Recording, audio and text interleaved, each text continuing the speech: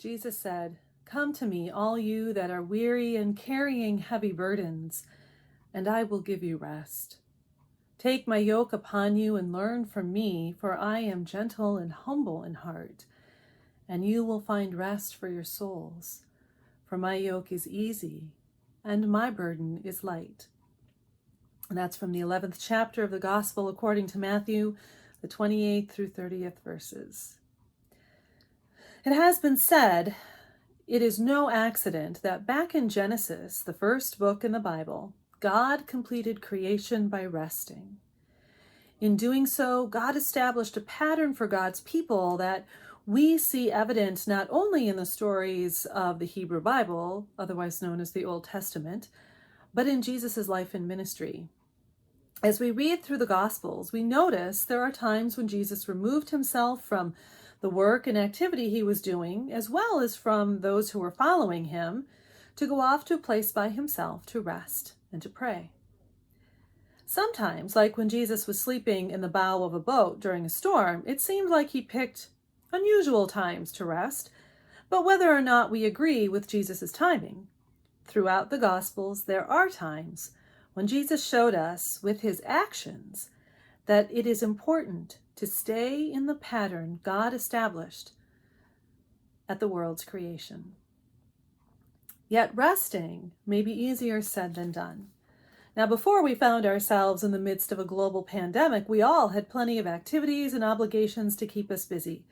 Whether the activities were for entertainment, errands that needed to be run, work, school, hobbies, social justice, family, or church, many of us found ourselves going from meeting to meeting or event to event, day in and day out. We struggled to find times for rest and relaxation. Perhaps some of us even convinced ourselves that some of those activities were restful, while others took pride in the amount of work we did every day, or every week, or every month. The Reverend Barbara Brown Taylor preached about her pride in getting things accomplished in a sermon published in her book, The Seeds of Heaven, Sermons on the Gospel of Matthew. She said she loved long lists of tasks that needed doing and the tremendous satisfaction she took in crossing items off that list.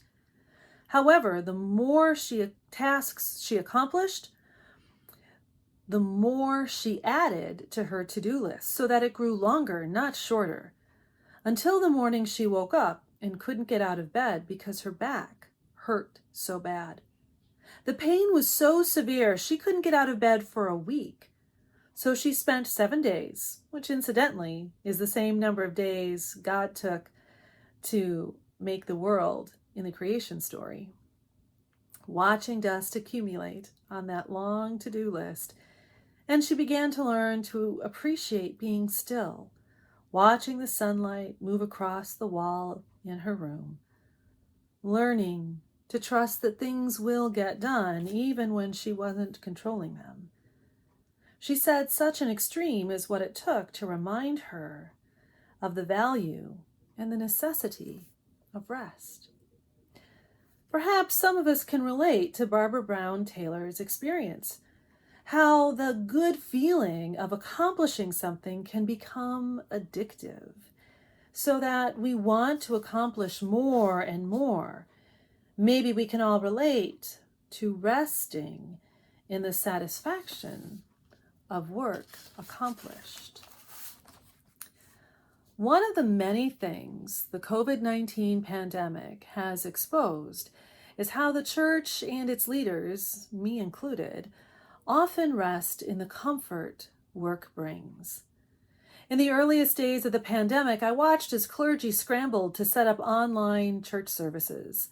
And those of us who don't have the technology to support that work had to work to find ways to record sermons and prayers, like I'm doing right now. I found myself also recording little reassuring talks and reflections in addition to my weekly sermon. Maybe some of you watch them. Maybe they were helpful. I hope they were. But part of me felt like I was contributing to the inundation of information online more than being faithful. It felt like so many of us were scared, worried, or anxious, and we shushed those feelings with what is all too often our go-to solution: work. And we worked hard. And no matter how hard we worked, we couldn't end the pandemic any sooner. We couldn't save the church. We couldn't save each other or our relationship with God. In one of the many Zoom meetings I found myself in during the early days of the stay-at-home mandates, I heard someone talk about the importance of rest. This person reminded me rest was something God created, just like God created the world and everything in it. Rest is part of God's creation and is something God intended for God's creation. To not rest, therefore, is an act of rebellion against God. It is to act contrary to how God intended the world to be. It means that refusing rest is to say that we know better than God, that we trust in our own work more than we trust in God, which makes refusal to rest a sin against God, a refusal to love God.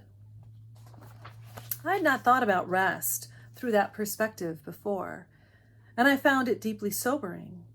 It made me realize none of us had to respond to the stress of the pandemic by overworking and overproducing. Instead, we could have followed Jesus and rested in God. Too often, I wonder if we think of rest as only refraining from work. But the biblical understanding of rest is much more theological. Rest is an aspect of faith. In scriptures, rest means trusting in God and our relationship with God. Rest means trusting that all creation is in God's hands. Rest is the humble acknowledgement that salvation is God's work, not ours. Such a burden is not meant for humanity to bear alone. And that is perhaps what is behind Jesus' words in today's gospel. For hundreds of years, these words have brought comfort to so many people. Jesus' promise of rest is rooted in answering his call to follow him. Now, the first part of today's full gospel has Jesus talking about those who refused to answer his call, like busy adults who refused to join children in play and laughter. Sometimes I wonder if we ever imagine what it made Jesus feel like when people ignored him or refused to follow him.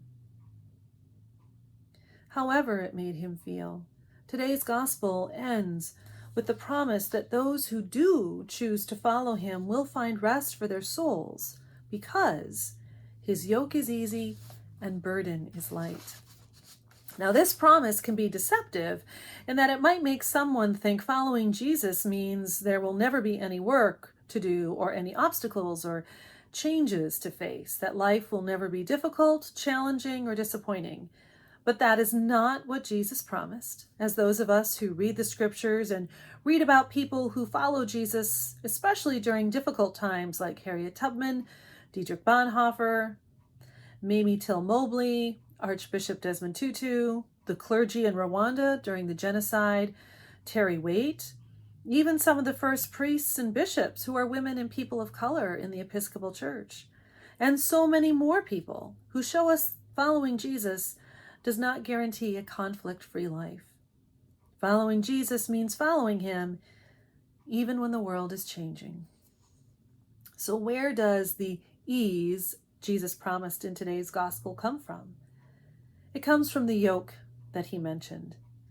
A yoke is an old farming device or tool that yoked or linked two animals together so that they could bear a heavy load together, making it easier on each animal than if they had to do it alone. By moving together, the yoke made it so no one carries the full load alone. You might say a yoke symbolizes being in it together. That is what Jesus is promising, That by following him, we enter a relationship with the one who is greater than we are, who is willing to share in the work of following him. And that is where we can find comfort in Jesus' promise today. And that means that when the pandemic started, we clergy and lay leaders certainly did have to do the work of adapting to an online worship format, however that looked for each parish, because things had changed and we needed to adapt to that change.